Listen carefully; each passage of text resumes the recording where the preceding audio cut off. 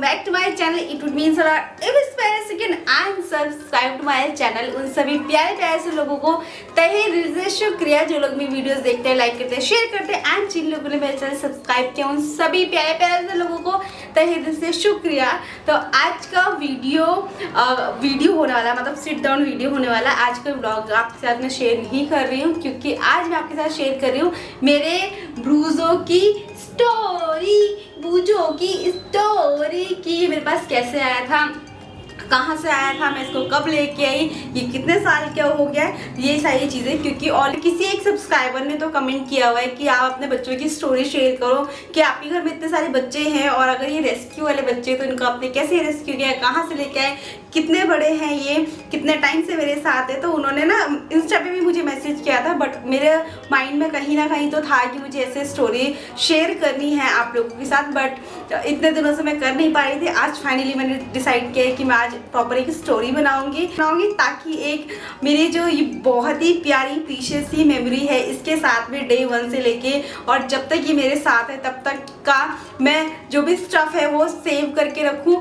और एक डॉक्यूमेंट बनाकर अपने साथ हमेशा रखूं। तो अभी तक की जर्नी जो इसके साथ है मैं वो आपके साथ शेयर कर रही हूँ। तो वीडियो में आगे बढ़ने से पहले, स्टोरी स्टार्ट करने से पहले अगर आप नए मेरे चैनल पे तो प्लीज डू सब्सक्राइब। अगर आपको मेरी वीडियोस, मेरे कंटेंट या कहीं ना कहीं मैं पर्सनली और मेरे बच्चे पसंद आते हैं तो please do subscribe, hit the bell icon beside the subscribe button, ताकि जब मैं वीडियो डालूँ आपके पास नोटिफिकेशन आ पाए और आप मेरी वीडियोस देख पाए। और इट इज टोटली फ्री, तो सब्सक्राइब कर दो, कुछ नहीं जाता है सब्सक्राइबर लाइक करने में। तो चलो वीडियो स्टार्ट करते हैं। तो ये स्टोरी एंड जर्नी स्टार्ट होती है 2019 अगस्त के महीने में और अगस्त में 7 या 8 अगस्त को ये मेरे पास, मतलब मेरे घर के बाहर आया था। और जब ये मुझे मिला था तो इसको बहुत मेजर स्किन में इश्यूज हुए थे और इसकी ना बहुत ज़्यादा हालत खराब थी। टिक्स इतने सारे थे इसकी बॉडी में पस पड़ा हुआ था, छोटे छोटे दाने थे उसके अंदर पस पड़ा हुआ था। जो इनका नीचे पेट वाला एरिया होता ना, उस वाले एरिया का बहुत बुरा हाल हुआ था।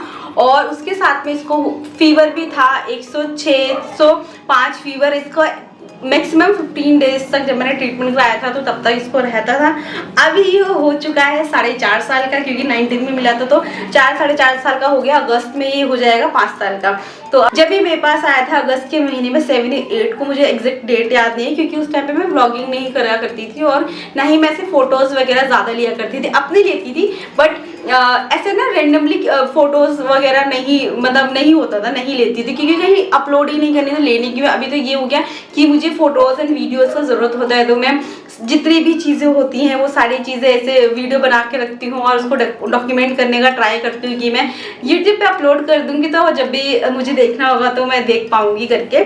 इसलिए मैं वीडियोस अब प्रॉपर तरीके से वीडियोस बनाती हूँ, हर एक मूवमेंट की, हर एक चीज़ की। पहले नहीं किया करती थी। तो जितने भी वीडियोस एंड फोटो होंगे मैं वो आपके साथ शेयर कर दूँगी। तो ये जब आया था उस टाइम पे मैं वर्किंग हुआ करती थी एज अ टीचर, तो मैं सुबह जाती थी और शाम को वापस आती थी। ये मेरा डेली रूटीन होता था। और जो घर के बाहर आपने कई बार व्लॉग्स में देखा होगा, घर के बाहर बहुत सारे बच्चे हैं। उस टाइम में 5-7 बच्चे हुआ करते थे बाहर, तो उनको हम फीड करते थे। मतलब मॉर्निंग में भी अगर हम बाहर गए तो फीड कर दिया, या मैं स्कूल से जब वापस आती थी, मैं 2:30 बजे मेरा ऑफ होता था, मैं 3-3:30 बजे तक घर आती थी। तो यहाँ से 20-30 मीटर की दूरी पे ना ये सारे जो घर के बाहर जो बच्चे रहते हैं ये सारे ना वहाँ पे जाके वेट करते थे मेरा कि मैं आऊँगी तो मैं इनको ट्रीट दूंगी, इनको खाना दूंगी। कई बार नहीं भी देती थी फिर भी मेरा वेट किया करते थे कि हाँ मैं आ रही हूँ करके, तो मेरे से मिलेंगे, मैं इनको थोड़ा बहुत प्यार व्यार करूँगी। तो वो डेली का रूटीन होता था, नॉर्मल भी हम करते होते थे सारी चीज़ें। तो उस दिन एक बच्चा उसमें से मिसिंग था जिसका नाम चंगो था। तो मैंने ना ऐसी आवाज़ दिया कि चंगो कहाँ है करके, क्योंकि उस टाइम पे उसके एक घाव हुआ था पैर पे कहीं पे, तो उसको मेडिसिन वगैरह देते थे। वो आया नहीं तो मुझे लगा शायद उसकी तबीयत खराब ना हुई हो ज़्यादा।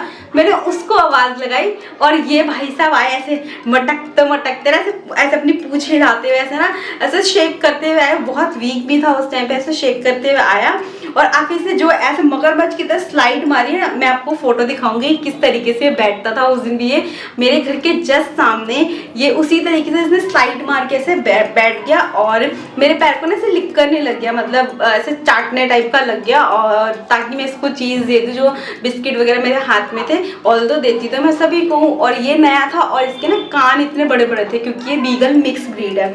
तो इसके ईयर इतने बड़े बड़े थे और देखने में इतना क्यूट लग रहा था। उसने मैं कहा हाय कैसे लेट गया है मेरे पैरों के पास आके। वो एक मोमेंट था जिस मोमेंट में मुझे पता नहीं मेरे को इतना ज़्यादा क्यूट लगा, इतना ज़्यादा प्यारा है वो मोमेंट था। एक आज का मोमेंट है, मतलब वो जब ऐसे करके बैठता है ना मुझे इतना क्यूट लगता है ना, इतना प्यारा लगता है ना। तो अभी भी ऐसे ही बैठता होता है। तो ये आया और मेरे पैरों के यहाँ पे ऐसे करके बैठ के ऐसे चाटने वाटने लग गया। तो मैंने ना हल्का सा इसके फॉरहेड पे ऐसे रब किया, क्योंकि और जब भी डॉग होते हैं ना उनको आपको कंफर्टेबल करना है या आपको उसको कभी टच करने का मन करो तो आप ना पहले उसके फॉरहेड पे ना ऐसे रब करो तो वो ना कंफर्टेबल हो जाते हैं। तो मैंने रब किया तो ये बहुत ज़्यादा ऐसा ना हीट कर रहा था। तो मैंने उस टाइम पे मुझे लगा इसको फीवर है। मैंने खाना पीना दिया उस टाइम पे, देखा तो मुझे लगा कि फीवर है। तो उस टाइम जो मेरे पास मेडिसिन हुआ करती थी तो मैंने वो इसको दे दी। देन ये रात भर बाहर बैठा रहा। रात को 2:30-3 बजे करीब ना ऐसे रोने की आवाज़ आई कि कोई डॉग रो रहा है करके। तो मेरे को जैसे लास्ट वीडियो में भी आपने देखा होगा एक कुत्ता रो रहा था, तो मेरे को मैंने अचानक से बोला कि कोई कुत्ता रो रहा है करके, और फिर मैं चली गई उसको देखने के लिए कि कहाँ है करके। तो यही सेम सिनेरियो उस दिन रात को भी है। उस दिन रात को मैंने विंडो से जाकर देखा कि ये रो रहा है, और रात को तो हम बाहर नहीं जा सकते, 3-4 बजे रात को कौन ही बाहर जाएगा। तो जब मैं स्कूल जाती होती थी तो मैं सुबह ऑब्वियसली जल्दी उठना होता था, क्योंकि 1 घंटे का डिस्टेंस है मेरे घर से स्कूल में, तो मैं टाइम से निकलती थी। तो मैं उठी, सबसे पहले मैंने इसको देखा, फिर मैंने मॉर्निंग में इसको वो दी, मेडिसिन वगैरह दी, और फिर मैं चली गई। मैंने मम्मी को बोला कि मम्मी इसकी ना तबीयत ना इस डॉग की मुझे ठीक नहीं लग रही है, तो आप देख लेना। तो मम्मी ने बोला ठीक है देख लेंगे। मैं इवनिंग में वापस आती हूँ। उस दिन था फ्राइडे का डे था उस दिन, और सैटरडे संडे मेरे 2 दिन ऑफ हुआ करता था स्कूल का। तो मैं वापस आई तो गवर्नमेंट हॉस्पिटल बंद होते हैं, प्राइवेट वाले में डॉक्टर नहीं था। जहाँ पे मैं अभी लेकर जाती हूँ लोगों को, वहाँ पे कोई डॉक्टर अवेलेबल नहीं था। तो उन्होंने बोला मॉर्निंग में आना कल।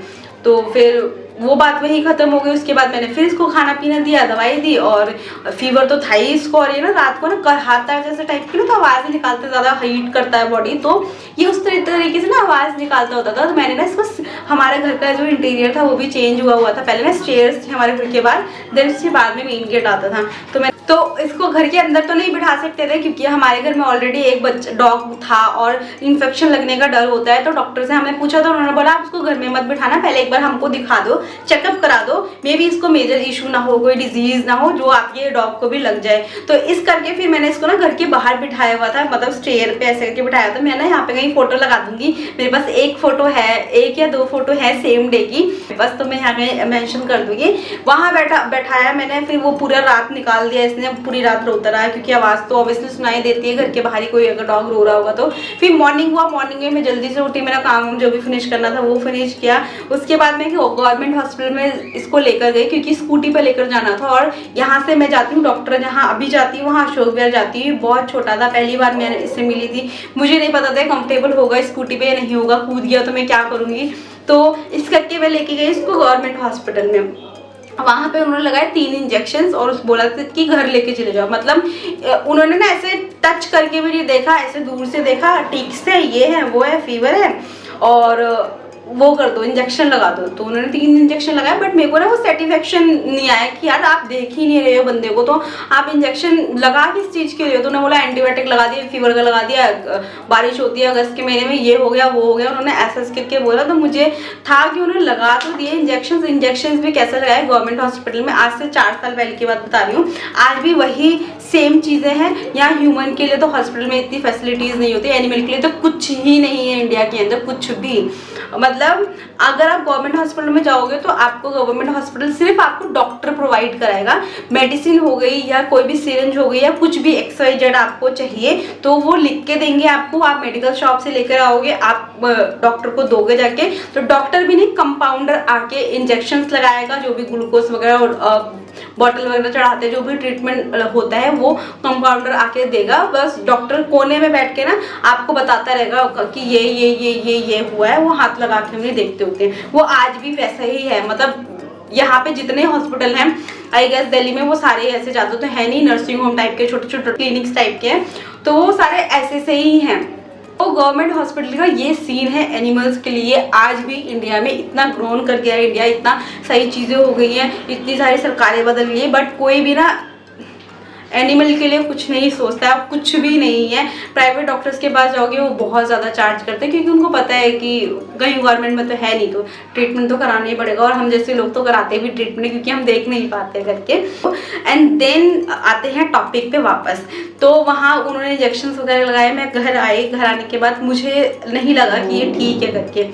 फिर मैं गई, यहाँ से मैं गई 30,000 कोर्ट। वहाँ पर जाकर मैं, जो गवर्नमेंट हॉस्पिटल है एनिमल्स का, मुझे किसी ने बताया कि वहाँ पर आप जाओ, वहाँ पर जाकर आपको ये एडमिट भी हो जाएगी, क्योंकि इसकी हालत बहुत ज़्यादा ख़राब हो रखी थी। और मैं घर पे से इसको नहीं रख सकती थी, घर के बाहर रख के केयर कैसे करेंगे, स्टेयर्स थी और बारिश का टाइम हुआ था, तो कैसे मैं केयर करती हूँ। घर के मतलब अंदर नहीं ला सकते थे। ऊपर वाले, हम जिस फ्लोर पे मेरा रूम है अभी, इस वाले फ्लोर पे भी उस टाइम पे रेंटर रहा करते थे, तो वो लोग भी कंफर्टेबल नहीं होते, क्योंकि सब लोग तो एनिमल के साथ कंफर्टेबल नहीं होते हैं।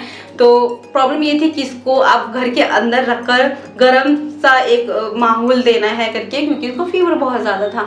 मैं यहाँ से गई कश्मीरी गेट जाने के बाद मुझे सेम सिनेरियो बताते हैं, ये इंजेक्शन आपने लगवाए, ये आप वापस लेके आ जाओ, हम आपको ये इंजेक्शन लगा देंगे। मतलब 11 बजे इंजेक्शन लगवाए मैंने इसको, मैं वहाँ 2:30 बजे पहुँची। कहते हैं 2:30 बजे आप दोबारा लेके आओ, दोबारा लगा देंगे, ठीक हो जाएगा आपका डॉग।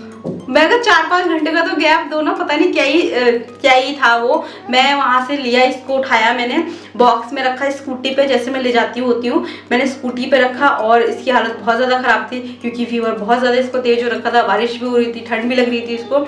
मैंने वहाँ से उठाया और फिर मुझे कुछ समझ नहीं आया, मैंने फिर 1-2 लोगों से बात की। मतलब मैंने उसने इतनी सारी कॉल्स की हैं सेम डे पे कि मैंने आज तक इतनी कॉल्स कहीं की ही नहीं है कि मुझे एक छोटी सी हेल्प मिल जाए, इसको 2 दिन के लिए, कोई 2-3 दिन के लिए कोई अपने घर में रख ले। क्योंकि सेम डे पे मुझे बालाजी जाना था। मेरी मम्मी की तबीयत बहुत ज़्यादा ख़राब हुआ करती थी उस टाइम। मेरी मम्मी सर्वाइव कर रही थी कैंसर, इंटेस्टाइन कैंसर से। तो मम्मी को जाना था बालाजी, हम पूरी फैमिली जाने वाले थे बालाजी इवन। तो सब पैकिंग वैकिंग सब कुछ हुआ था। सैटरडे संडे मेरा ऑफ होता था, तो हम उसी डे पे जाते थे ताकि हमारे ऑफ ना कटे ना, जहाँ भी हम वर्क कर रहे हैं वहाँ से। तो वो एक टेंशन था कि मैं इसको नहीं रख पाऊंगी, क्योंकि मैं तो हूँ ही नहीं दिल्ली में, तो मैं इसको रखूंगी कैसे। तो वो एक बहुत ऐसे ना ऐसा वाला चीज़ें हो गई थी मेरे साथ। मेरे को इतना ज़्यादा इरिटेट हो रही थी, मैं इतना ज़्यादा फ्रस्ट्रेट हो गई थी, क्या करूँ मैं। और मैं इसको छोड़ के नहीं जा सकती थी, क्योंकि मुझे ऐसा था कि ये मर जाएगा तो मैं अपने आप को कभी ऐसे ना, मेरे को ऐसे रिग्रेट फील होता रहेगा कि मैं नहीं कर पाई करके। फिर मैंने बहुत सारी जगह कॉल किया। एक मेरी बहुत ही अच्छे फ्रेंड हुआ करते थे कॉलेज टाइम पे, सो कॉल्ड, उनका नाम मैं मेंशन नहीं करूँगी, मे बी अगर वो वीडियो देखते होंगे तो देख लेंगे। तो उनको मैंने फ़ोन किया लास्ट में हेल्प के लिए। मैं, वो भी एनिमल लवर या डॉग लवर बोल सकते हो आप। तो वो अपने आप को बोलते हैं कि हम एनिमल लवर हैं, डॉग लवर हैं, उनके घर पे बहुत सारे बच्चे हैं। बट उस दिन के बाद से मुझे ऐसा लगा नहीं है कि वो जो बोलते हैं वो हैं करके, बट वो एक अलग बात है। तो मैंने उनको फ़ोन किया, उन्होंने बोला आप ना पीतमपुरा आ जाओ, और यहाँ पे ना एक बोर्डिंग है, आप वहाँ पे एडमिट करा देना इसको 2-3 दिन का, जो भी चार्ज वगैरह होगा तो वो आप पे कर देना, वो लोग रख लेते हैं। तो मैं कश्मीरी गेट से, मानोगी कश्मीरी गेट पे मैं 3 बजे कश्मीरी गेट से मैं इतनी स्पीड में गई हूँ, 4-4:15 बजे मैं मधुबन चौक पहुँच गई हूँ। मधुबन चौक पहुँचने के बाद मैं उस बंदी को कॉल करती हूँ, जो मेरी फ्रेंड थी, मैं उनको कॉल करती हूँ और उन्होंने फ़ोन स्विच ऑफ कर दिया। मतलब मैं वहाँ खड़े होकर ऐसे हो गई, यार अब मैं क्या करूँ, अब मैं कहाँ जाऊँ इसको लेकर के। और मेरा जो प्राइवेट डॉक्टर जिसके पास अभी मैं लेकर जाती हूँ, वो 5 बजे बैठते होते हैं, और हमें 7 बजे निकलना था बालाजी के लिए, क्योंकि सारी पैकिंग वगैरह हो चुकी थी, सब कुछ रेडी था, बस हमें निकलना था। मेरा ही वेट कर रहे थे सारे घर वाले कि तू आएगी तो निकलेंगे।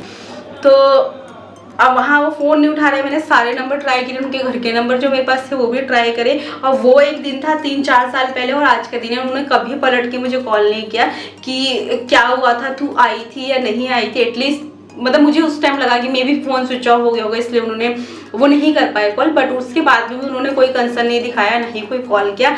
आप अगर कोई काम कर नहीं सकते हो तो किसी को ऐसे ट्रस्ट मत दिलाओ कि आप वो काम कर पाओगे, और डायरेक्ट मना कर दो। मना करना ज़्यादा बेटर है किसी को पागल बनाने से अच्छा। तो वो सिचुएशन ऐसा हुआ था ना कि मैं उनको कुछ बोलना भी नहीं चाहती थी, नहीं मैं बोल सकती थी, क्योंकि वो फ़ोन नहीं उठाते। और मैं वहाँ पे खड़ो गई, लिटरली मैं ऐसे ना रोने वाली हालत हो गई थी मेरी कि मैं अब करूँ तो क्या करूँ। फिर मैंने जो मेरे डॉक्टर हैं जिनके पास मैं ट्रीटमेंट कराती हूँ सारे बच्चों का, अशोक विहार में, मैं पीतमपुरा से भागी हूँ अशोक विहार, कि इसकी हालत ना बहुत ज़्यादा शीवर करना स्टार्ट कर दिया था एक टाइम पे। तो इसने ऐसा ना हिले जा रहा था डब्बे के अंदर। तो मेरी और हालत ख़राब हो गई। मैं कहा यार ये इसको ट्रीटमेंट नहीं मिलना ना, ये तो निकल लेगा, फिर मेरे को ऐसे अजीब हो जाएगा। तो फिर मैं इसको लेके गई वहाँ अशोक विहार डॉक्टर के पास। उन्होंने, डॉक्टर नहीं आए थे, मैं पहुँच गई थी 4:45 बजे करीब में वहाँ पहुँच गई थी। कि वहाँ पे जाके संदीप सर ने मुझे बोला कि इसको नहलाना पड़ेगा क्योंकि इसके ना बहुत ज़्यादा टिक्स हो रखे थे जिसकी वजह से इसको फीवर आ रहा था। तो उन्होंने उसको बार्थ दी वहाँ पे तब तक जब तक जो सीनियर डॉक्टर थे वो भी आ गए थे। फिर उन्होंने मुझे बताया कि इसको टिक फीवर हुआ है और उस टाइम पे जब हमने इसका फीवर मेजर किया था 106 मतलब 106 टेम्परेचर था इसको। ये ऐसा शिवर कर रहा था, बहुत ही ज़्यादा बुरी हालत थी। उन्होंने एंटीबायोटिक लगाई, इंजेक्शन लगाए। उन्होंने बोला दोनों टाइम में ना इसको ड्रिप लगेगी तो आप लेकर आना। अब मैं कैसे लेके आती, मैंने उनको सारा बताया, सीनियर बताया। तो उन्होंने बोला कि हम मेडिसिन दे देता है, मेडिसिन खिलाओ 2-3 दिन, जब आप दिल्ली से जब आप वापस आ जाओगे अपने ट्रिप से तो इसको दिखा लेना। उन्होंने दी मुझे 3-4 दिन की दवाई जी। वो दवाई हम लेके घर आए। मैंने पापा को बोला ऐसे ऐसे करके ये है। पापा और मेरा छोटा भाई राम वो दोनों घर में रुके। फिर मैं, दीदी, भाई और मम्मी गए बालाजी दर्शन करने के लिए। तो मैं सारी मेडिसिन वगैरह दे के आई। और ये रात को इतना ज़्यादा रोता था। पापा मेरे को बाबा फ़ोन करके बताते ये इतना रो रहा है, इसका क्या करना है, ये इतना रो रहा है, इसका क्या करना है। और मैं इतनी दूर से क्या ही बताऊँ पापा जी को कि क्या ही करना है। क्योंकि मैं होती तो मैं, वो ये होता है कि पापा पूरे दिन काम कर रहे होते हैं और उनको आदत नहीं है ऐसा ना, उनको प्रॉपर एक नींद चाहिए करके। और उस टाइम पे ऐसा होता था कि पापा इतना, मतलब पापा को फीलिंग था, पापा फील करते थे।